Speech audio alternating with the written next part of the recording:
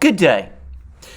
The Christmas holiday season is over, at least in the Western world. In Russia, it is now actually starting with the New Year holiday celebrated on Saturday.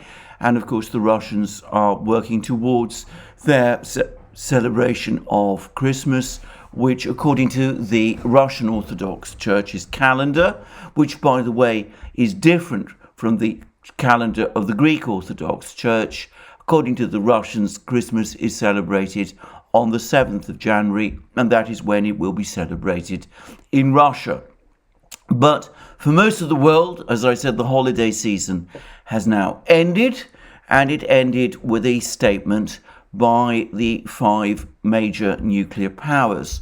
I say major nuclear powers, though some significant nuclear powers, perhaps equal or even more powerful to some of the signatories of this statement, notably India, Pakistan, and, as everyone knows, Israel, were not signatories to this statement. But the core powers, the powers that make up the 5 members, the permanent members of the UN Security Council, the powers that have the right to veto over resolutions proposed to the UN Security Council, all of them nuclear powers, they all signed up to this statement. And the statement reads as follows: the People's Republic of China, the French Republic, the Russian Federation, the United Kingdom of Great Britain and Northern Ireland, and the United States of America consider the avoidance of war between nuclear weapon states and the reduction of strategic risks as our foremost responsibilities. We affirm that a nuclear war cannot be won and must never be fought, as nuclear use would have far-reaching consequences. We also affirm that nuclear weapons, for as long as they continue to exist, should serve defensive purposes, deter aggression, and prevent war. We believe strongly that the further spread of such weapons must be prevented.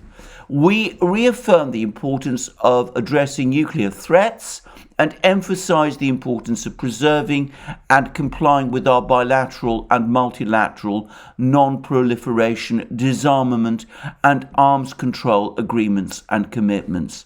We remain committed to our nuclear non-proliferation treaty obligations, including our Article 6 obligation to pursue negotiations in good faith on effective measures relating to cessation of the nuclear arms race at an early date and to nuclear disarmament, and on a treaty on general and complete disarmament under strict and effective international control. We each intend to maintain and further strengthen our national measures to prevent unauthorized or unintended use of nuclear weapons. We reiterate the validity of our previous statements on detargeting, reaffirming that none of our nuclear weapons are targeted at each other or at any other state. We underline our desire to work with all states to create a security environment more conducive to progress on disarmament, with the ultimate goal of a world without nuclear weapons, with undiminished security for all. We intend to continue seeking bilateral and multilateral diplomatic approaches to avoid military confrontations, strengthen stability and predictability, increase mutual understanding and confidence, and prevent an arms race that would benefit none and endanger all. We are resolved to pursue constructive dialogue with mutual respect and acknowledgement of each other's security interests and concerns. Fairly short statement, unexpectedly published directly after the New Year holiday, receiving minimal attention in the Western media, more extensive attention in the Russian and Chinese media. What's this all about? The first thing to say is that we have learnt from the Russian Foreign Ministry that it was Russia that initiated the steps to agree this statement. In fact, it was apparently proposed by Putin to Biden when they met in Geneva in June, and there have been negotiations between the five powers, Russia, China, France, Britain, and the United States, to agree and sort out the text of this statement ever since. We also learn that France was very unhappy with this particular statement and had to be persuaded to join in, and so I suspect did Britain also. And one particular sentence appears to have been inserted into the statement very much at the insistence of France. And it is this one: as nuclear use would have far-reaching consequences, we also affirm that nuclear weapons, for as long as they continue to exist, should serve defensive purposes, deter aggression, and prevent war. The reason the French insisted on this statement, this sentence, was in fact apparently their original draft was much stronger, is because this statement does go against some of the rationale of the French independent nuclear deterrent, and by the way, the British one also. The French have a nuclear deterrent in order to ensure their own security, but also, of course, in order to assert their position as a great power. In fact, without the possession of nuclear weapons, Britain and France could not conceivably justify their status as great powers, and without those nuclear weapons, their position as permanent members of the Security Council would come under question, which is, of course, one of the reasons, in fact, the primary reason, why they insist on clinging on to these weapons, even though, as many people have pointed out, they serve no real actual military purpose. But anyway, coming back to this statement, France and Britain, as nuclear powers, France especially, don't just want to have nuclear weapons. They want to be in a position where they can threaten their use, because otherwise, given that they're not major or great powers in any other respect, the purpose of having nuclear weapons for them fades away if they cannot, under any circumstances, use them. So we have this interesting formula that nuclear weapons should serve defensive purposes. Now notice that they don't say that they should serve the purpose only of defending the power that possesses them.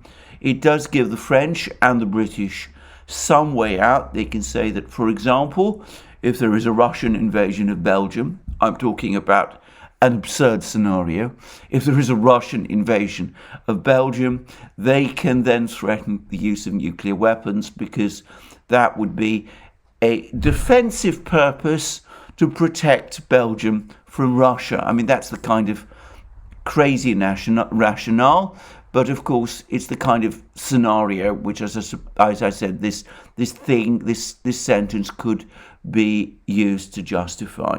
And it talks about deterring aggression and preventing war. So this sentence has been inserted into the statement in order to accommodate French and, as to a great extent, British concerns. But all of the rest of the statement uses Russian language. And I can't emphasize this too strongly. It is Russian language that the Russians have been using ever since the first summit meeting between Mikhail Gorbachev and Ronald Reagan in Geneva in 1985. The Russians, this is before Gorbachev began a policy which many people in Russia see as a policy ending in capitulation. When he came up with these formulas at the Geneva summit in 1985, he was supported in doing so by the Soviet Foreign Ministry and by the Soviet Ministry of Defense. So this is, if you like, almost the last formulation of the old Soviet Union before, as I said, Gorbachev began to go off on a rogue journey. But in any event, these formulas were created by the Soviets in the 1980s, and of course the Russians have adopted them. And just as the Soviets were able to get the US under Ronald Reagan to agree to them in 1985, so the Russians are now bringing them up and have got the Biden administration to adopt them this year in 2021. And note the particular phrases. The first one, the one that comes straight out of the joint statement agreed by Gorbachev and Reagan at the 1985 Geneva summit, repeated here, was also used at the summit meeting between Putin and Biden in June of 2021. And it reads as follows: "We affirm that a nuclear war cannot be won and must never be fought." That's the first thing. So nuclear weapons must never be used, and that the use of nuclear weapons does not result in victory. It cannot. They cannot result in victory. They cannot end in victory. The end point of using nuclear weapons can never end in victory. They can only end in destruction. And then we see that the treaty, the statement, again, taking all the language developed by the Soviets in the 1980s, brought back into play again, we see that there is a renewal of a commitment to pursue the commitment in Article 6 of the Nuclear Non-Proliferation Treaty, the treaty agreed by the Soviet Union and the United States in 1968 and updated later. But Article 6 says that the great powers will pursue negotiations in good faith on effective measures relating to cessation of the nuclear arms race at an early date and to nuclear disarmament, and on a treaty on general and complete disarmament under strict and effective international control. So the Soviets back in 1968 in the negotiations that ended up with the Nuclear Non-Proliferation Treaty were able to get from the Western powers a long-term commitment to total nuclear disarmament. Gorbachev tried to get that made effective in the negotiations he had with Reagan in Geneva in 1985 and in Reykjavik in 1986. Of course, those didn't succeed. And now the Russians have managed to dust that off, and they've got the United States, Britain and France, and of course China also, to renew their commitment to this concept, this project of total nuclear disarmament. I don't think anybody seriously expects that that's going to happen at any proximate point in time. But we will see what the logic of this is in a moment. But a further point, and a point I'm going to make, a transitional point, if you like, is that in the meantime, it recommits the United States to strategic arms control, to agreeing to limitations on nuclear weapons. The United States, as we know, has had a history over the last couple of years of tearing up nuclear weapons treaties. It pulled out of the Anti-Ballistic Missile Treaty. It scrapped the Intermediate Nuclear Forces Treaty. The START Treaty, the treaty limiting the use of strategic nuclear weapons between Russia and the United States, hangs by a thread. Biden and Putin agreed to keep it in place for a further 5 years in the very first conversation they had with each other in January of last year. And there's supposed to be detailed negotiations in order to extend and renew it. But at the moment, those negotiations seem to be very much at a standstill.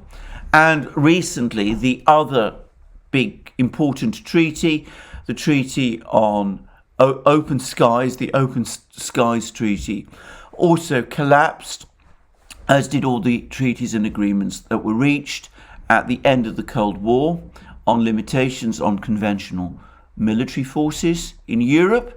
The Russians said there was no sense in abiding by them when the Western powers were obviously ignoring them, and that treaty has now collapsed. And of course, coming back to the underlying story, the United States went back on all its commitments at the end of the Cold War not to extend NATO eastwards.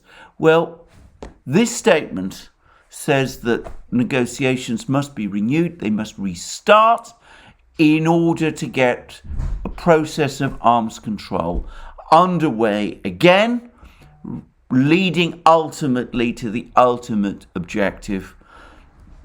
The one agreed in 1968 at the time of the Nuclear Non-Proliferation Treaty, the one renewed when Gorbachev and Reagan met each other in Geneva in 1985, all of that leading to the eventual objective of a nuclear-free world. But it goes on because, of course, we then get this really quite extraordinary sentence. We reiterate the validity of our previous statements on de-targeting, reaffirming that none of our nuclear weapons are targeted at each other or at any other state.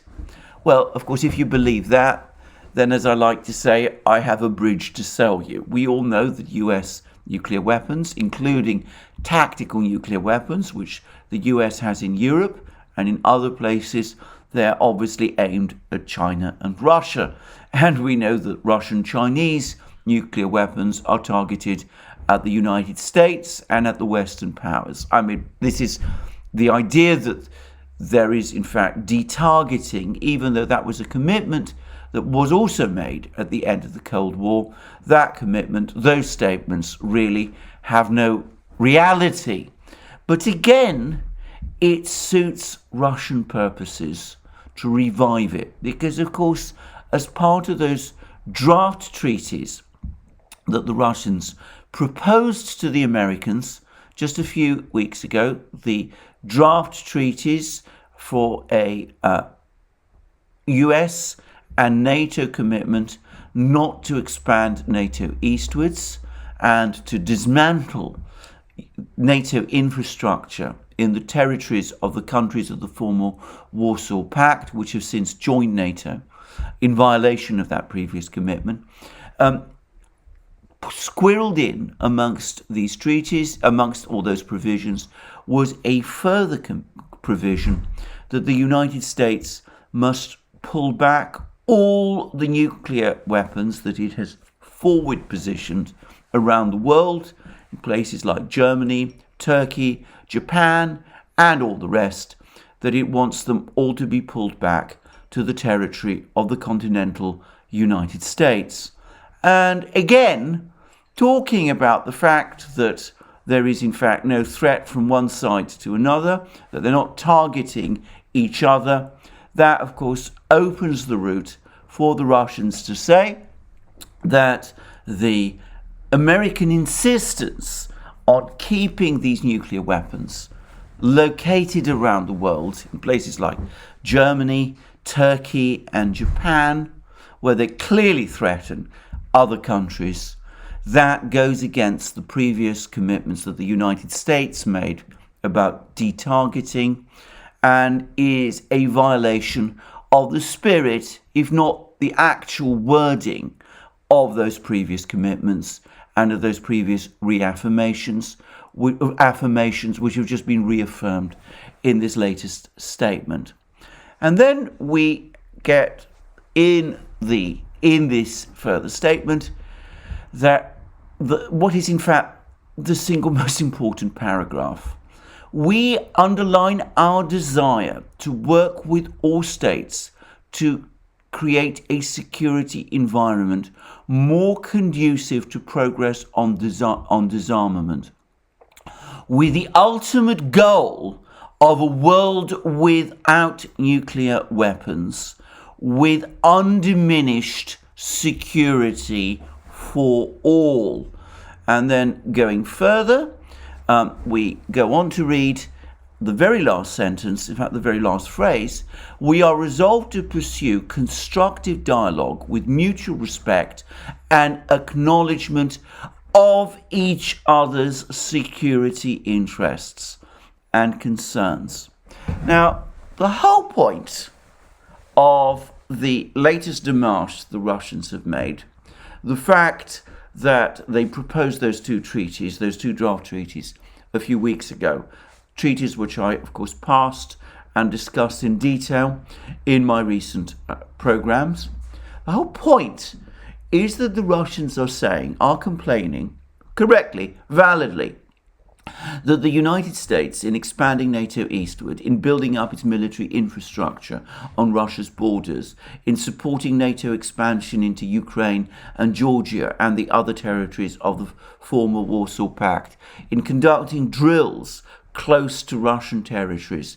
It is the complaint the Russians are making is that all these US moves show an indifference, a refusal to recognize or respect Russia's security concerns. And by the way, the Chinese have been making the same complaint. They say that US actions in the South China Sea, the East China Sea, over Taiwan and all the rest, they show no respect for China's security. Other countries say this too. Iran says it, North Korea says it. But of course, the Russians and the Chinese in this statement are not carrying water for the Iranians and the North Koreans. They're primarily here talking about themselves. And what they've extracted in this statement, what the Russians have extracted in this statement, is a commitment, or at least a statement by the United States, that in order to pursue the joint goal of a nuclear-free world, there must be undiminished security for all. Every country must accept and recognize the security concerns of the other. So that puts the Russians in a stronger position when it comes to the strategic stability talks that are now going to take place between the United States and Russia, and in connection with those two draft treaties that the Russians have put together. The Russians are in a position to say that the treaties that they are demanding and insisting upon simply flesh out the commitments that the United States has made in this particular statement. The United States accepts that nuclear weapons should be detargeted.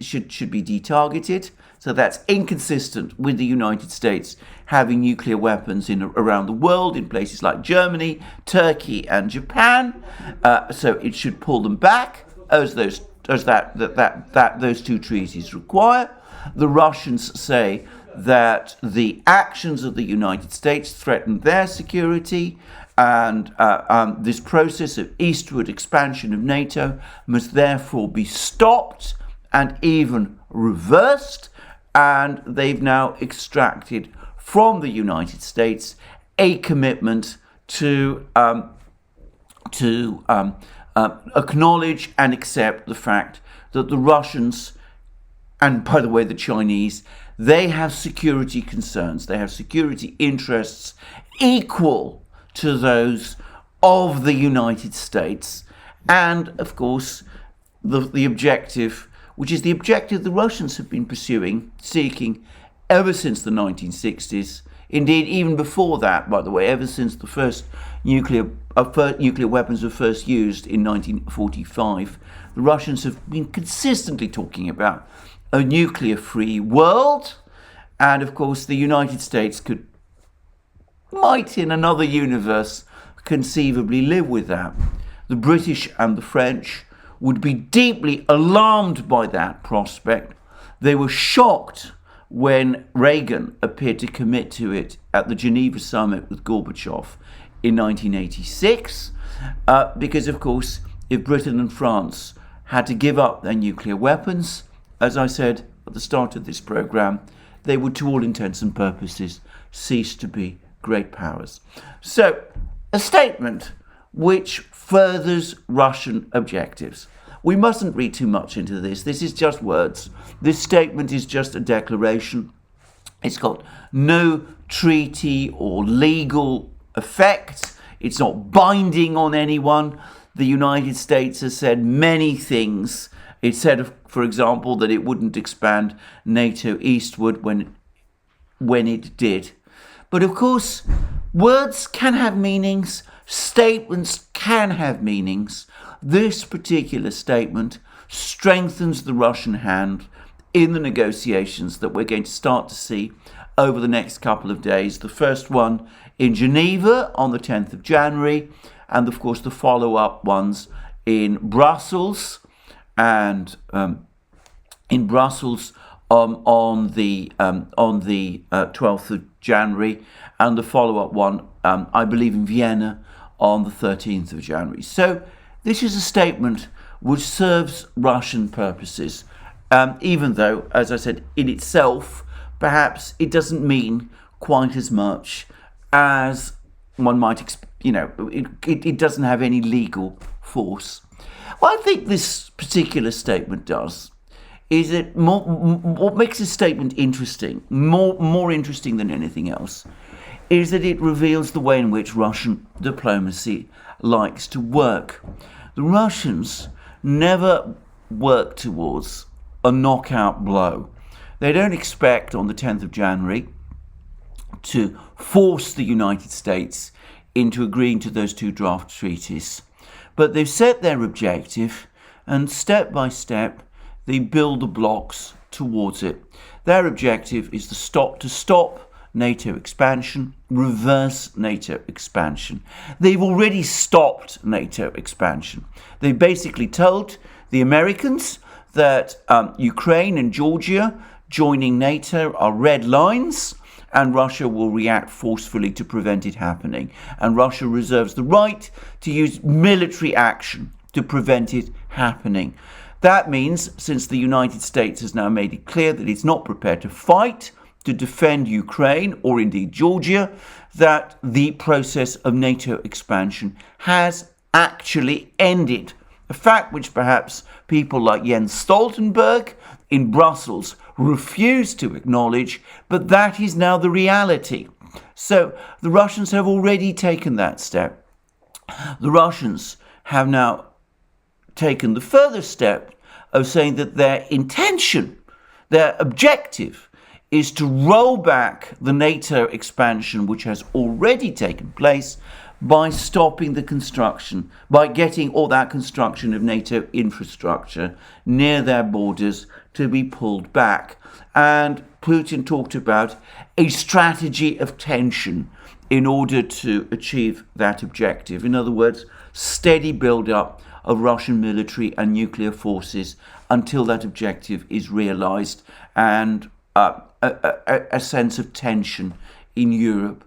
And in the meantime, they've managed with this statement to get a statement from the United States and from the Western powers, which furthers, in a small way, the achievement of that objective, because it puts Russian negotiators, when they meet the United States in Geneva on the 10th of January, to argue, well, you should agree to this and you should agree to that, consistent with the objectives set out in our draft treaties, because it is consistent with what you agreed to in the statement published just a few days ago on the 3rd of January.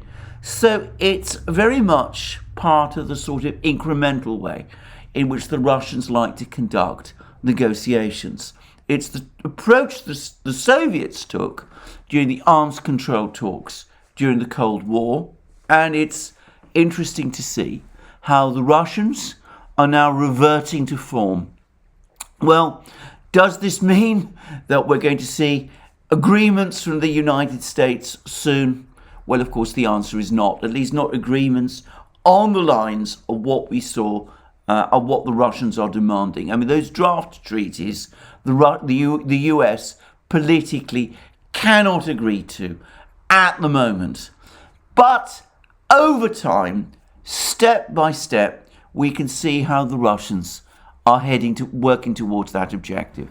I think in the short term, the immediate objective the Russians have, the immediate objectives the Russians are working towards, is an unblocking of the Minsk agreement to try to get some kind of internal settlement within Ukraine through direct negotiations between the government in Kiev and the breakaway republics of Donetsk and Lugansk. And it's important to say that those negotiations are supposed to end with a new constitution and new elections. All of that within a framework of an American acceptance that Ukraine is not going to join NATO. I think that's the immediate objective. And once the Russians have got that crystallized, they will then move on to the next issue, which will be, as I said, the pullback of US forces from Eastern Europe, and perhaps even the withdrawal of those nuclear weapons from Germany and Turkey. So that's what the Russians are working towards. Will we ever get there? Will they ever achieve that? Possibly not, though one never knows. Always, as I said, the balance of power, the correlation of forces, I think the Russians feel is now shifting in their favour. So that's the objective. We've just seen Russian diplomacy taking another step towards that objective. The US is going along because it senses it's negotiating, it's bargaining with a weak hand, but it's not so far being asked to commit itself in this statement with anything that really compromises its core positions. And the British and the French especially, as we know, but the British, I suspect, in private even more, are extremely uneasy with the direction of travel and are, frankly, unhappy. Well, thank you for joining me for this programme today. I look forward to you joining me again soon in future programmes, both on this channel and on our main channel, the Duran, where I do programmes with my colleague and friend Alex Christoforou. Please also remember to join us on our other platforms, especially on Locals, where we have a thriving community, where we're publishing an increasing amount of exclusive content, and where, by the way, I do live streams every Wednesday, including Wednesday of this week. And so if you want to join me, interact with me on that live stream, you're very welcome to join us on Locals and to do so. And of course, we're also present on other platforms: BitChute, Library, Rumble, ODYSEE, SuperU, and all the rest. You can support us via PayPal and Subscribestar. Also, you can go to our shop and buy the amazing things you can find there, like our extraordinary Good Day magic mugs.